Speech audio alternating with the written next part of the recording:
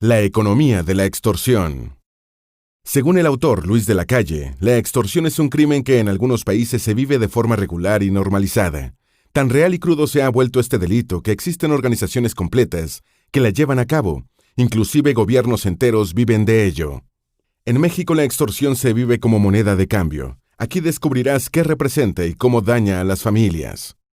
El preámbulo mexicano. Todo ciudadano mexicano se ha visto envuelto de una u otra forma en alguna transacción basada en la extorsión. Esto es tan cotidiano que ya se pierde de vista que es una actividad criminal. Los impactos económicos producidos por la extorsión son difíciles de medir. Entre sus consecuencias están la brecha social y la desigualdad económica. En México, estas problemáticas han aumentado durante los últimos 30 años. La razón principal es que para procesar la mayoría de los trámites necesarios para abrir un negocio pequeño o mantenerlo, se requiere sufrir la extorsión. Los principales perpetradores de estas actividades son grupos delictivos o agentes del gobierno. Los primeros lo hacen a cambio de ofrecer una supuesta protección de sí mismos. Los segundos lo hacen bajo la amenaza de retirar los permisos del comercio sin derecho a la defensa. Cada negocio que sufre de extorsión es claro reflejo de la reducción del mercado y las limitaciones de la economía. La principal consecuencia de esto es que la cantidad y calidad de las inversiones locales y extranjeras resulta severamente dañada. El autor define extorsión como la acción de obligar a la víctima a realizar o omitir un acto a través de la amenaza o intimidación. Es una actividad nociva que elimina directamente la voluntad de las personas al atacar su libertad. Se utiliza violencia física, destrucción de propiedad o daño personal, y se divide en sistémica y casual. Para ambos casos existen las organizaciones ejecutantes, la relación agresor-víctima y el contexto en el que sucede. Los perpetradores pueden ser criminales individuales, pero lo más común es que sea llevada a cabo por estructuras criminales completas. Debe quedar claro que también existen niveles de vulnerabilidad. Los negocios pequeños y medianos son especialmente vulnerables porque, a diferencia de las grandes empresas, no cuentan con vías de protección mercantil para evitar la extorsión. La herramienta que ha demostrado mayor efectividad es la movilidad, la posibilidad de moverse de posición geográfica y eludir a los criminales. Existen 4 tipos de extorsión generalizada: anónima, extorsión-protección, laboral, monopolística.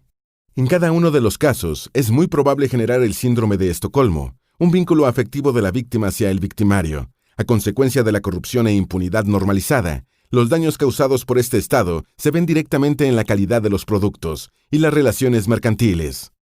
Los daños de la extorsión. La medición de los daños es algo realmente complejo que nadie ha podido hacer fuera de estimaciones estadísticas a causa de su propia naturaleza. Se debe medir, por lo menos, la competitividad, relación costo-beneficio de los productos y su variedad. Todo esto siempre disminuye. Se ha logrado estimar el daño de la extorsión en México en unos 4.72 billones de pesos mexicanos para el 2017, con un incremento del 21% respecto del año anterior, lo cual es un reflejo claro del debilitamiento del Estado de Derecho y la cultura de la legalidad. La culpa de esto la tiene el gobierno, ya que es incapaz de aumentar la confianza en los diferentes sectores comerciales. El comercio actual sufre de una asimetría de información, generalmente a favor del vendedor, que le da ventajas ante la ignorancia del comprador. La asimetría provoca a su vez una incertidumbre ante el cambio de derechos, facilitando la creación de monopolios por parte de empresas inmunes a la extorsión. Pequeñas y medianas empresas sufren de extorsión por parte del crimen organizado, de sindicatos, inspectores, municipios, policías y otras empresas privadas. Por estas razones, los inversionistas suelen ser familiares en una empresa informal que no crece ni aumenta su productividad. Sin embargo, la corrupción es capaz de potenciar el crecimiento económico al acelerar los trámites burocráticos y mejorar la eficiencia de las labores de los funcionarios. Empero, el reflejo real de estas actividades ha llevado a México y a otros países en vías de desarrollo a la inestabilidad política, económica y social. La desigualdad ocasionada por la extorsión es uno de los mayores retos que sufre la economía nacional. Las malas prácticas tributarias y terribles inversiones del Heraldo han estancado el crecimiento empresarial a pesar de las aplaudidas regulaciones nacionales. Es una falacia que los ricos deban perder para que la desigualdad se elimine. La prosperidad no es contraria a la desigualdad. Sin embargo, la igualdad solo puede darse con el incremento en el intercambio honesto de bienes, así como la facilidad de movilidad. La movilidad es una herramienta fundamental para lidiar con la desigualdad y la propagación económica. Sin un Estado de Derecho, la movilidad no es viable porque impera la extorsión y sin movilidad no hay crecimiento. Otro factor que aumenta la desigualdad es la suma de extorsión y corrupción al obstaculizar el desarrollo de las micro y pequeñas empresas. El Estado de Derecho debe estar legislado para exigir el cumplimiento de las leyes a todos los niveles de gobierno. Es necesario que se procure la protección de los ciudadanos al modernizar la recaudación de impuestos inherentes a la propiedad. El ecosistema de la extorsión. A nivel internacional, el autor afirma que el mayor exponente de la extorsión es Donald Trump. Sus políticas de negociación aplicadas a los aranceles es una clara técnica extorsionista al abusar de su poder. Recurrió a una herramienta legal reservada para enfrentar alguna crisis nacional de su país. La presión de Estados Unidos reforzó la conducta de extorsión dentro de México en los altos círculos políticos. Al poco tiempo, la conducta también se reforzó hasta que llegó a los funcionarios de ventanilla. En este nivel, el ciudadano pierde la libertad y seguridad ante el Estado de Derecho. La presencia de la extorsión en México se ha dado por diferentes causas nacionales e internacionales. Falta de educación, desigualdad en los ingresos, falta de oportunidades, altos niveles de impunidad, debilidad institucional. La suma de todos estos factores hace que la extorsión y la impunidad se conviertan en parte de la cultura nacional, lo cual es aún más difícil de erradicar.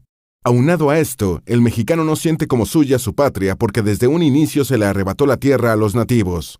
La falta de pertenencia se convierte en la división social y la indiferencia nacional. Las dos condiciones mencionadas son vistas como parte de la supervivencia del mexicano promedio. Por ello es que la economía se basa en rentas, situación que le da total ventaja al dueño. La extorsión se infiltra en esta situación al hacer tendenciosa la decisión al elegir al cliente. Los países que se basan en este modelo y que cuentan con un Estado de Derecho funcional están dirigidos hacia la modernización y progreso económico. Con respecto a esto, Adam Smith escribió en el siglo XVIII, el crecimiento económico depende de la especialización, tamaño de mercado y derecho de propiedad, elementos que se mantienen vigentes. El rentismo monopolizado es igual a la extorsión en clima de impunidad. Para revertir esta situación es necesario convertirla en algo inaceptable. Esto mejora la calidad del mercado y beneficia a la sociedad en general. Actualmente, el presidente López Obrador tiene la dificultad de erradicar los privilegios económicos y sustituirlos con apertura, competencia y mérito, algo en lo que los anteriores presidentes han fracasado al otorgar concesiones de forma elitista. El ambiente nacional es propicio para que la extorsión se extienda sabiendo que los mexicanos no le tienen confianza a los sistemas de justicia, ni intentan ganársela. Por ello, es imposible establecer un negocio en un ambiente de seguridad. La estructura de la extorsión. El gobierno, a cualquier nivel, está internalizado en el esquema de extorsiones, contaminando la labor pública.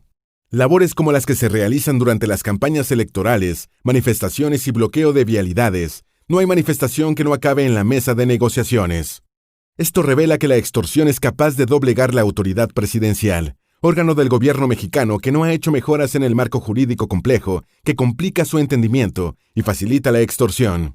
En promedio, el mexicano espera 6,9 horas para completar un trámite relativamente sencillo. El costo burocrático de la extorsión se divide en 4 aspectos.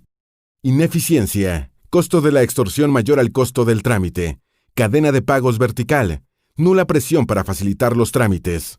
Hoy en día existe la Ley de Fomento a la Confianza Ciudadana que intenta reducir la cantidad de inspecciones a las empresas por parte de las instituciones, reduciendo las oportunidades de extorsión. Sin embargo, la baja cantidad de inspecciones puede provocar la impunidad empresarial. Aunque las empresas también sufren de la extorsión del crimen organizado, quienes saquean, secuestran, amenazan y roban a trabajadores, unidades y mercancía por igual. Al fallar la justicia, se abre un vacío de acción que aprovechan los delincuentes. Esta falta de justicia, al ser justificada por el gobierno, acepta y legitima la presencia de extorsionadores a nivel nacional. En la Ciudad de México, particularmente, las pequeñas y medianas empresas son víctimas de la extorsión diaria. Puede ser en pagos únicos, semanales o mensuales por parte de criminales o de policías.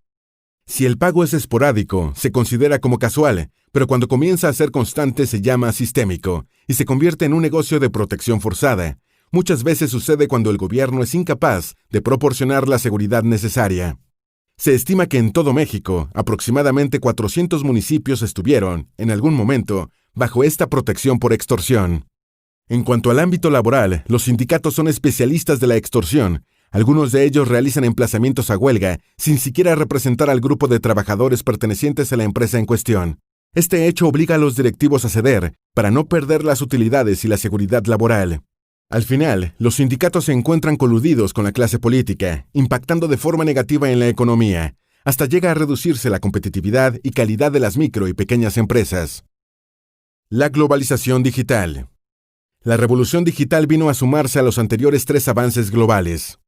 Las primeras 2 transformaron las sociedades al acelerar los sistemas de fabricación y líneas productivas. La tercera se dio al priorizar la ciencia e investigación tecnológica. Actualmente estamos viviendo la 4ª revolución, la digital. Esta provoca terror en los gobiernos al generar incertidumbre sobre la dirección en la que la sociedad evolucionará.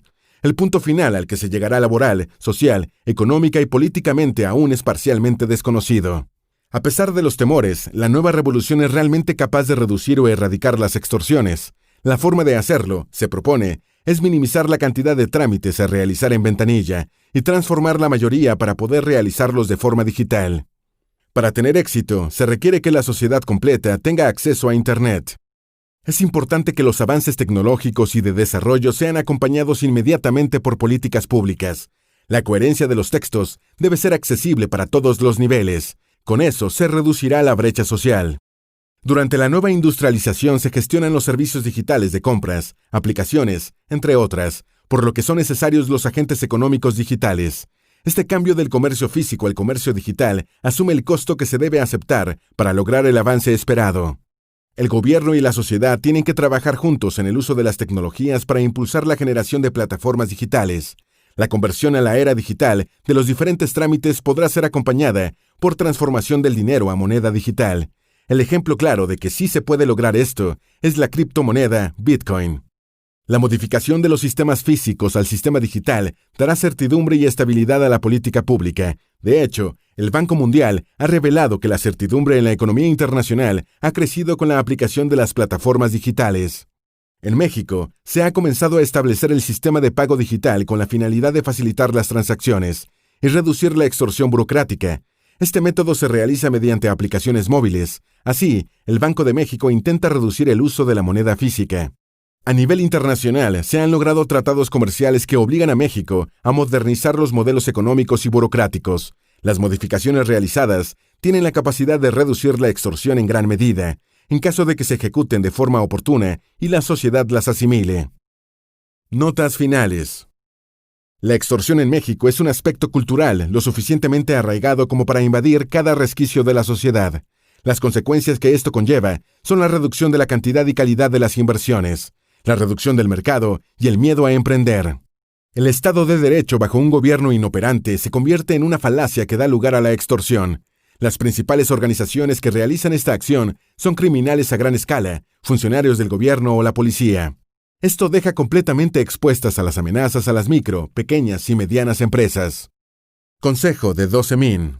En este libro se encuentra una pequeña parte de los problemas que tiene México en su economía, pero los orígenes van más allá. Es buen momento para que sigas entendiendo al país norteamericano con el libro Manifiesto Mexicano, de Denise Dresser, quien denuncia a Enrique Peña Nieto.